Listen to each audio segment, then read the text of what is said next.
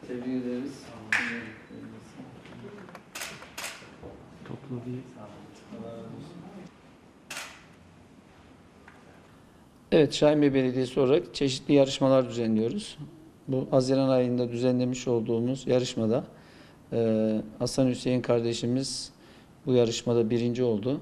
Eyüpcan Korkut kardeşimiz ikinci, Yunus Emre Erdoğan kardeşimiz de üçüncü oldular.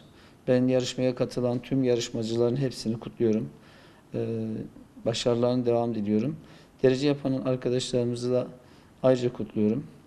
Kur'an-ı Kerim hayatımıza rehber edinmemiz gereken ilahi bir kitap. Dolayısıyla hem manasını anlamak hem onu dinlemek insan hayatını kolaylaştırıyor, huzur veriyor. Bu yarışma da ayrı bir heyecana vesile oldu.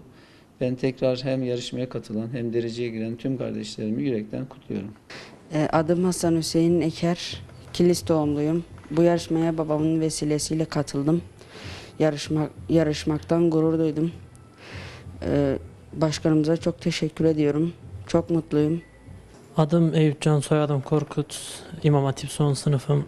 Hafızım elhamdülillah. Bu yarışma çok yani duygu verici bir şey. Ailemizi onurlandırdık, hocalarımızı onurlandırdık. Elhamdülillah başkanımıza çok teşekkür ederiz. Böyle yarışmaların daha çok olmasını Rabbimizden niyaz ederiz. İsmim Yunus Emre Erdoğan. Kur'an-ı Kerim yarışmasında 3. oldum. Böyle bir yarışmayı bizlere sunduğu için başta Şahinbey Belediye Başkanımız Mehmet Tağmazoğlu'na ve kıymetli ekibine çok teşekkür ediyorum. Bizleri bu yarışma sayesinde öncülük etti. Yani kendimize olan özgüvenimiz biraz daha gelişti. Böyle bu tür yarışmaların böyle daha çok olmasını Rabbimden niyaz ediyorum.